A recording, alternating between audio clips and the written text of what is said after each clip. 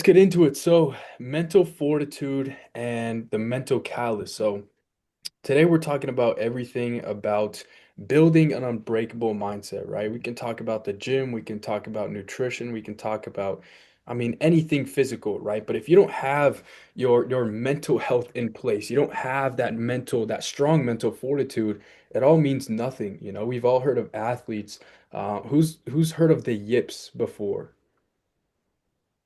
Nobody. That's fine. That's great. So what the yips are, I think it comes from a baseball term or maybe gymnastics. I've heard it, in any sports, they all call it different, but it's the same thing. It's when your instincts, your experience as an athlete is not linked to your body, if that makes sense, right? So when you're, let's say, a baseball player, right? You understand how fast the ball is coming at you when you're at bat, right? You can time it correctly so that you can obviously hit a home run. But the yips, or for gymnastics, when you're doing or when you're in the air and you're spinning like crazy, you know where the ground is, you know where you are in the air, in space, you know how to land perfectly, right? But the yips, it's when you're just not linked. Everything is off. You're not feeling yourself. Your confidence is low. It's all messed up.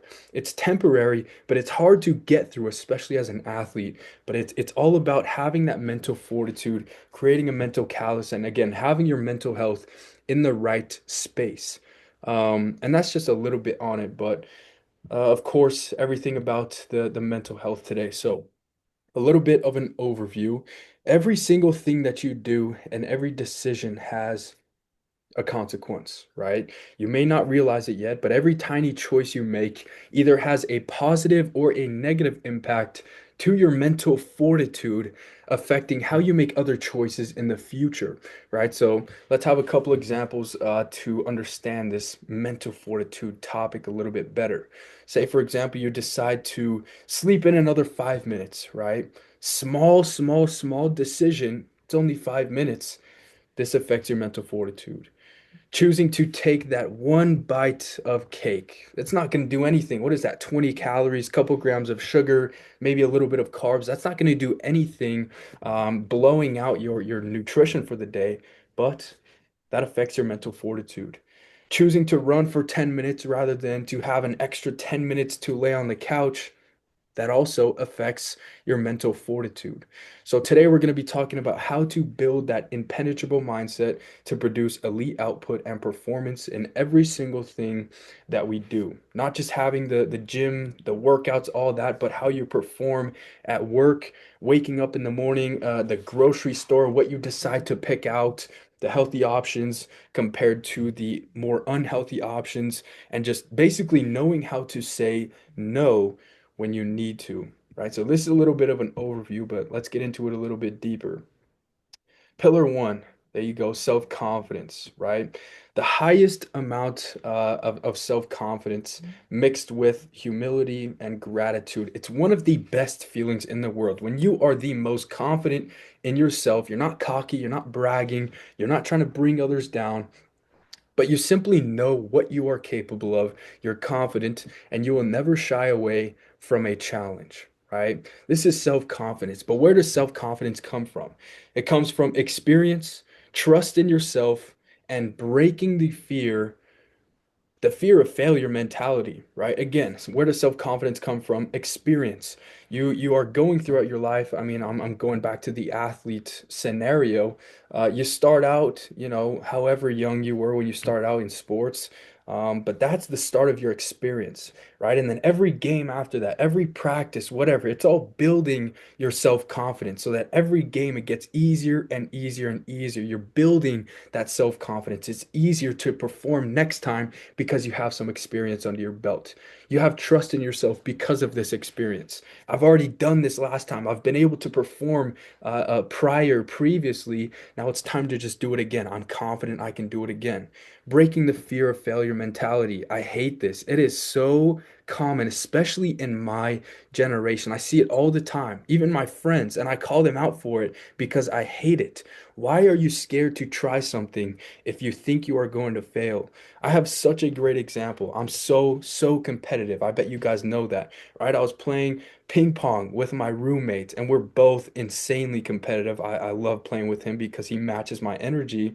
But we were playing back and forth. We played 11 games total, 10 games. He won five, I won five. It's late in the night. I want to go to sleep. I want to end the day. I tell him, last game. We're tied on wins. It's the last game.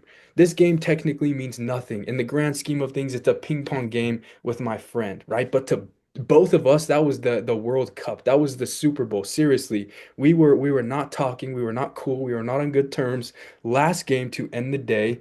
It's do or die here, and I love him for it because again, he can match my energy. Um, but even before this, I was like, damn, we're tied on wins, 5-5. I could end the night right here and feel pretty good about myself. I didn't lose, but I didn't win, right? And I caught myself and I thought, what are you doing? I'm going for this 11th game. I either win or I lose. I don't care. I'm not shying away from failure. I'm going for it, right? I almost went home, but I didn't. And that's the one of the best feelings ever that comes from self-confidence. How to improve self-confidence? Experimenting. Obviously, that's from experience. You try something new, and that's going to give you a boost of confidence. Failing.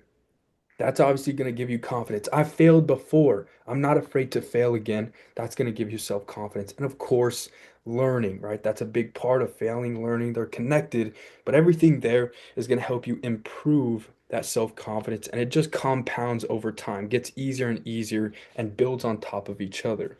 Self-confidence is built through your past experiences, your routines, and from every circumstance you are faced with a challenge or uncertain outcome. Pillar two, self-discipline. Self-discipline is built from overcoming adversity and simply doing the things that you do not want to do. I talk about this a lot in my content. It is the key to real consistency and is constructed over time. Self-discipline. What does self-discipline even look like? When I was creating this presentation on this specific part, what does self-discipline look like? I was going to think about all these examples of what it looks like of someone who was just so disciplined and committed to their craft, right? I was going to think about a ton of examples, but really what it all boils down to is saying no to temptation, right? Not hitting the snooze button when you wake up in the morning, deciding the healthy option rather than the easy takeout option. Going to the gym rather than staying on the couch for a couple minutes longer, right? Saying no to temptation. That is simply what self-discipline looks like. I get asked all the time, Ben, how do I become more motivated? How do I become more consistent? I want to get into the best shape of my life, but I'm not motivated, right? First of all, motivation means nothing, right? It's nice when it comes along, but you cannot expect that 24/7, right? Motivation means nothing. You have to build your self-discipline if you want to be more motivated, more consistent. If you want results, it all starts with discipline. And if you have real self-discipline, consistency is easy. You know what I mean? I eat the same shit every single day, every single meal, and I'm okay with that. I'm so disciplined because I know the results that I'm going to get from it, and it's easy for me to be consistent. It's easy for me to eat the same thing every day because I've done it for so long and I've compounded my self-discipline for 7 years by now. And it just gets easier every time, every day, it just gets a little bit easier, and that's why it's easy. So every time you I decide want, to, yeah, go ahead. oh, but back to the previous slide, it brought up another one of the rocket isms, and it's called "You have to take the roast out of the oven," and it has to do with failure. It's if you take it out and it works, great. If you take it out and you fail, learn from it, because if you just leave it in there and let it overcook, then you haven't failed, but you haven't learned anything either. Mm, I love that, right? So The learning and the failing process is so important. And it definitely goes along with the self-confidence, but it also goes along with another important topic. that we'll talk about. But obviously, to end this little part of it, and self-discipline, every time you decide to say no to any temptation, that is another step towards building your self-discipline, right? Going to the gym again instead of laying on the couch when you're tired, that builds your self-discipline just a little bit more and makes it a little bit easier the next time you go as you continue to build that self-discipline. Choosing the healthy option over the unhealthy option, getting more sleep and rest rather than staying up late watching a movie or being out or whatever. Doing the things you do not want to do, that builds your self-discipline little by little each and every day, right? So this self-discipline is so important. You're not born with it. You know, nobody's born with a perfect mentality, the champion mentality or mindset. You have to build that self-discipline, and it takes time. It's not just gonna happen. You're not just gonna get jacked overnight because you wanted to. You have to earn it. You have to understand delayed gratification, and how important discipline and confidence goes into that in order to get the results that you want. Right? Does that make sense? Any questions so far? As you can tell, I'm very, very passionate about this. So. Okay. All right. Third here, resilience, part three. Everything we've gone over so far has been very positive, right? Having confidence, having insane amounts of self-discipline. And by now you understand kind of what mindset and mental characteristics it takes to become great. And you're probably motivated right now, whatever, but let's come to reality and mention that life will still beat you down to the ground and keep you there. You're gonna fail. I just watched a interview right before this of um, Stefan Diggs, I think it was, and he was basically saying the game doesn't care how much work you put in. It doesn't matter, you know. It doesn't matter if Stefan Diggs worked harder than anybody else on the Seahawks. You know what I mean? They won. They got the outcome. It doesn't. The game doesn't care how much work you put in. It cares by how you can perform when it's important to perform. You know what I mean? And part of that is resilience. As I was saying here, let's come to reality and mention that life will still beat you down to the ground and keep you there. You are going to fail. But what actually is resilience? Resilience is the ability to adapt well to adversity, trauma, or significant stress, acting as a mental bounce back mechanism rather than just an innate trait. This is the real definition, copy and pasted, right? Why is resilience even important? Because, like I said, you will fail, right? You can have insane amounts of discipline, crazy amounts of confidence, right? It doesn't matter. You're still going to fail. And so the third part of this whole ecosystem that I'm talking about of building that mental fortitude and that mental strength is having the attribute of resilience, being able to bounce back when you do fail, keep your confidence, keep your discipline, even after failing, even after not getting the same result. I can even go back to the interview I just talked about. Stephon Diggs, he's not just gonna quit because he didn't win. You know what I mean? He's gonna try again next year, even though he didn't get the result that he wanted. It's the same thing with any other aspect. It's not even talking about sports. Any other aspect, you have to have resilience.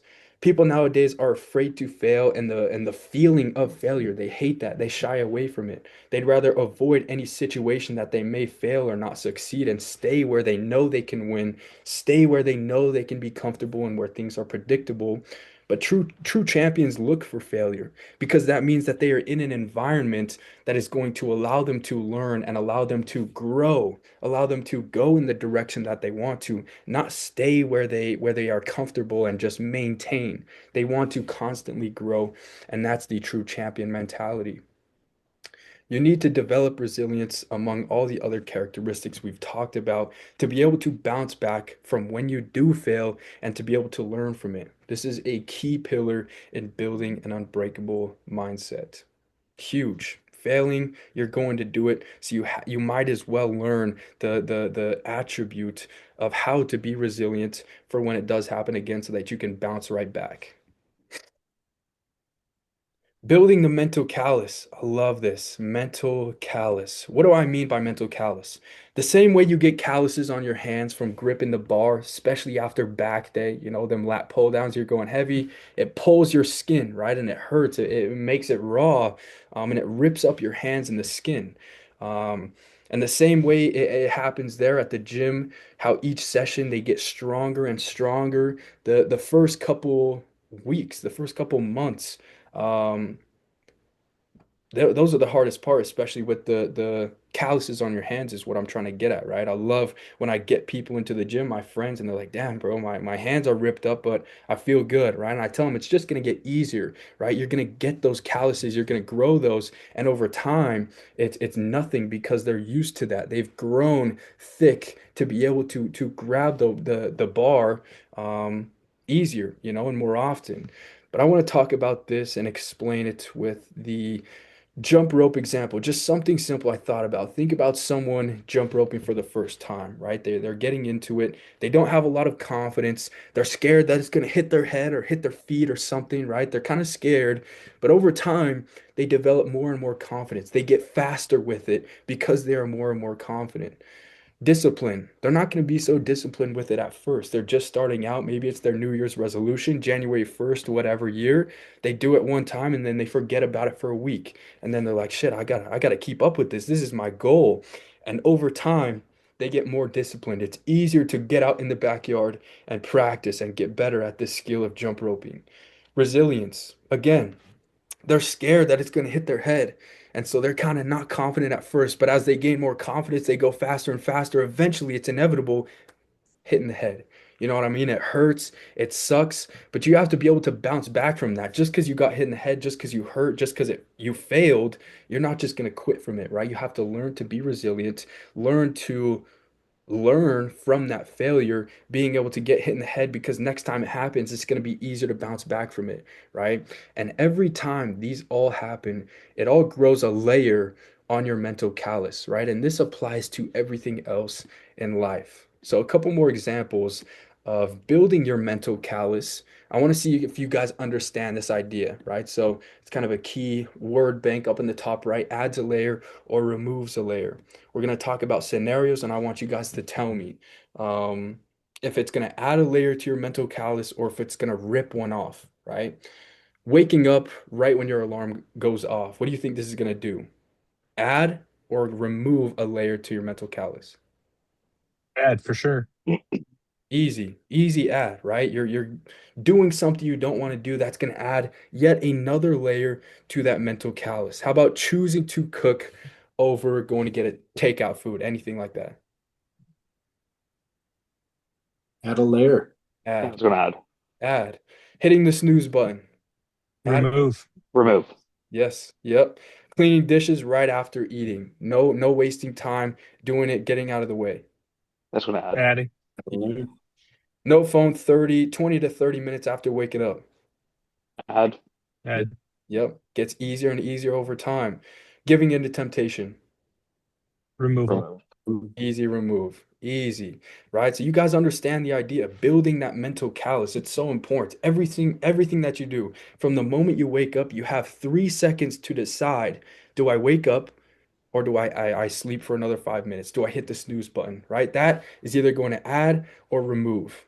And either way, whatever you decide, then you have the rest of the day to either add or remove. Do the dishes right after eating. You know what I mean? Start drinking water rather than be like, oh, I'm too lazy. I'll just do it tomorrow. Choosing the healthy option.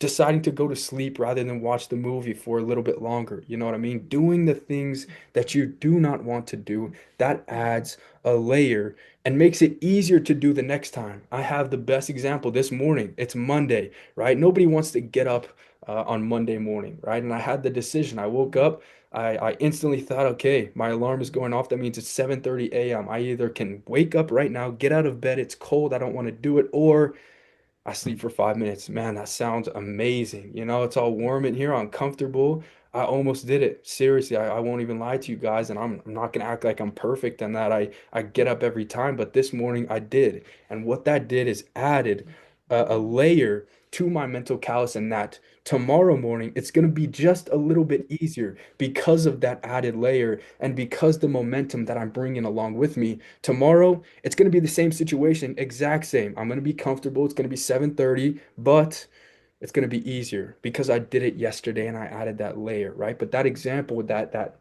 ideology, example, it goes to anything else in life, obviously. And that's basically what I'm saying here. Everything that adds a layer to your mental callus makes it so that next time it happens, it's that much easier to do the right thing and benefit your life. This mindset leaks into every other aspect and not just health. Talking about mental fortitude some more, focusing on your mental health and building your mental fortitude is just as important as everything you do for your physical health, right? The nutrition, the workouts, the sleep, all of it. We also have to focus on our mental fortitude, our mental strength, and that mental callus.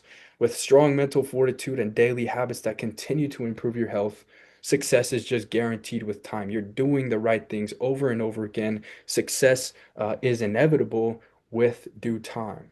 So again, every single decision that you make has a consequence. And I didn't expect to do it, and you guys don't have to answer if you don't want to. I won't pick on you guys one by one like I do sometimes, but if anyone wants to say an example of something that they do every day currently, maybe something that they want to start doing after this presentation to add a layer, or on the other hand, what are some things that you do right now that may be removing a layer?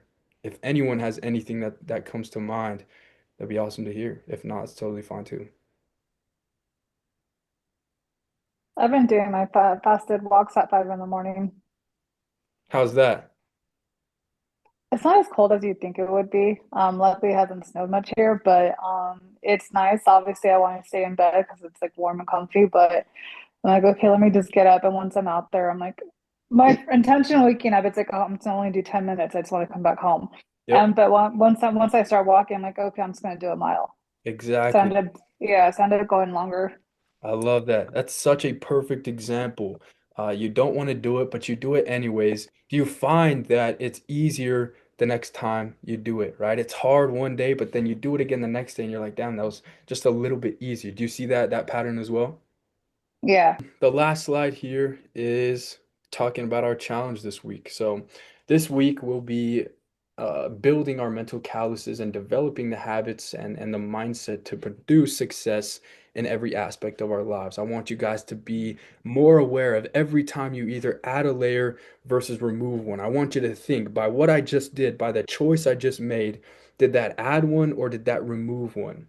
Reality is, you're gonna have days where things don't work out as smoothly as you want and you remove a layer, right? But if you add more often than you remove, right? It's still, if you add two layers but remove one, you're still up one, right? If you're doing more than doing less, you are definitely on your way to greatness. And that's what it's all about. It's not about being perfect, never removing a layer, right? That's unrealistic. That's it's going to happen. It's inevitable. But if you're adding more than removing, you're doing something right and that not many other people are doing. So, of course, our challenge this week, just to make it as simple as possible and for some clarity, realize the ways you are building your mental callus and share with the group, right? I want you a simple example every day from you guys this week. I decided to not hit the snooze button, right? I decided to cook rather than go out and get something to eat. Simple like that. I want you guys to be more cognizant of it, realize it, get in the pattern and the habit of being aware of how you are building that mental callus and mental fortitude and strength. Challenge, but very powerful. You know what I mean? It's important to build that mental fortitude because it's long lasting. Like I said, I've been doing it for, 7 years now. It just gets easier and easier and easier, compounds over time. And by now, I was just talking with Evan in Legacy. He doesn't join the group calls, but he's obviously just another client. And we were talking about stretching. He's very consistent with it. And I was telling him, I think I'm confident to say, I think I've missed one day or one night of stretching in 5 years. Like I'm very confident in that. I don't miss a day except one maybe. And that's because I don't even think about it anymore. It's my new normal. It's my new regular, and that's part of the self-discipline that I've built over the last years of whenever I first started. And like I said, and my point is, it just gets easier and easier over time as you compound, as you build that mental fortitude. So it's not going to happen overnight, but I mean, even from 2 years from now, you guys are still living the same principles that you build now in Legacy, and that's exactly what I want for you guys.